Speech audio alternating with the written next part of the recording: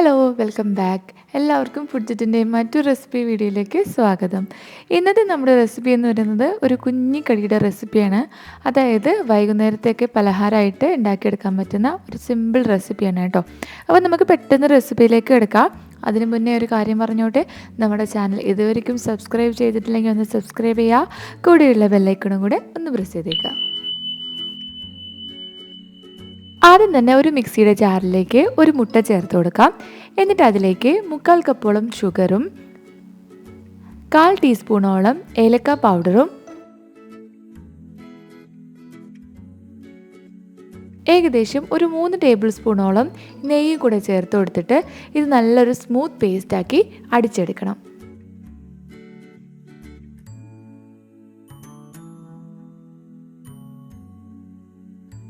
ഇതുപോലെ നല്ല smooth paste ആക്കി എടുത്തിട്ടുണ്ട്. ഇനി നമുക്കിതൊരു സൈഡിലേക്ക് മാറ്റി വയ്ക്കാം. ഇനി മറ്റൊരു പാത്രത്തിലേക്ക് ഏകദേശം 1.5 കപ്പോളം മൈദ ചേർത്ത് കൊടുക്കാം. ടോട്ടലായിട്ട് നമുക്കിതിലേക്ക് 2.5 കപ്പോളം മൈദ ആവശ്യമുണ്ട്. 1 കപ്പ് മൈദ ഞാൻ മാറ്റി വെച്ചിട്ടുണ്ട് കേട്ടോ. ഇനി ഇതിലേക്ക് 1/4 ടീസ്പൂണോളം ബേക്കിംഗ് സോഡ ചേർത്ത് കൊടുക്കാം. ആവശ്യത്തിന് ഉപ്പ് ചേർത്ത് കൊടുക്കാം. 2 ടീസ്പൂൺ അളവിൽ റവ ചേർത്ത് കൊടുക്കാം.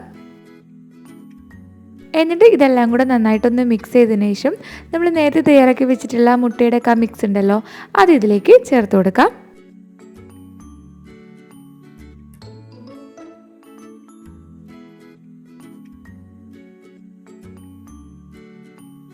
ഇനി ഇത് നന്നായിട്ടൊന്ന് കുഴച്ചെടുക്കാം.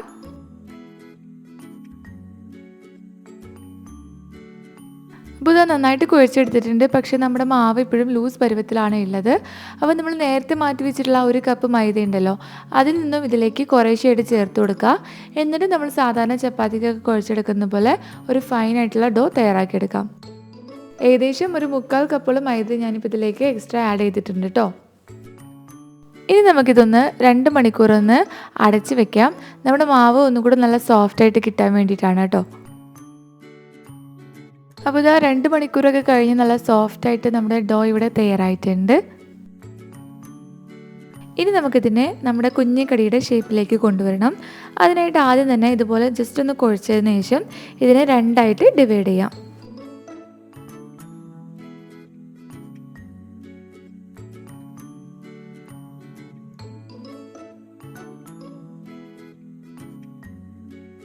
എന്നിട്ട് അത് വീണ്ടും ഇതുപോലെ ചെറിയ പോർഷൻസ് ആക്കി ഡിവൈഡ് ചെയ്യാം. എന്നിട്ട് അതിൽ ഓരോന്നും ഇതുപോലെ നീളത്തിൽ പരത്തിയെടുക്കാം.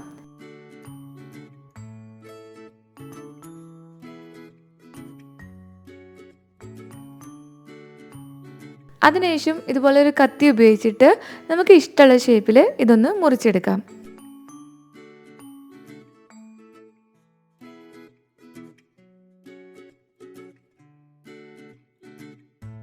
അപ്പോൾ ഇതെല്ലാം മുറിച്ചെടുത്തിട്ടുണ്ട്.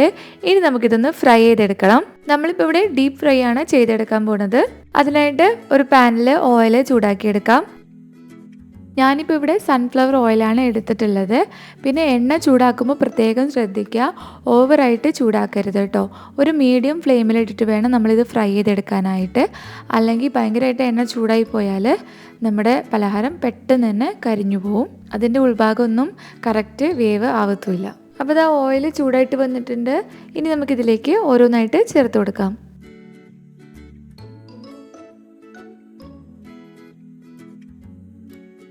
ഒരു സൈഡ് ഇതുപോലെ ഗോൾഡൻ കളറായി കഴിയുമ്പോൾ ഇതുപോലെ ഒന്ന് മിക്സ് ചെയ്ത് കൊടുക്കാം. അപ്പോൾ ഇത് നമ്മുടെ കുഞ്ഞു കടി ഇവിടെ റെഡി ആയിട്ടുണ്ട്. ഇനി നമുക്കിതിൽ നിന്നും കോരി മാറ്റാം. അപ്പോൾ ഇന്നത്തെ ഈ കുഞ്ഞു കടിയും ഈ കുഞ്ഞു റെസിപ്പി നിങ്ങൾക്ക് എല്ലാവർക്കും ഇഷ്ടപ്പെട്ടെന്ന് കരുതുന്നു. കുറച്ച് കാലത്തെങ്കിലും കേടുകൂടാതെ സൂക്ഷിക്കാൻ പറ്റുന്ന ഒരു സ്നാക്കും കൂടിയാണ് കേട്ടോ ഇത്. അപ്പോൾ എന്തായാലും എല്ലാവരും ഒന്ന് ട്രൈ ചെയ്ത് നോക്കുക. ട്രൈ ചെയ്തിട്ട് നിങ്ങളുടെ അഭിപ്രായങ്ങളൊക്കെ ഒന്ന് അറിയിക്കുക. അപ്പോൾ മറ്റൊരു റെസിപ്പി ആയിട്ട് വീണ്ടും കാണാം. താങ്ക്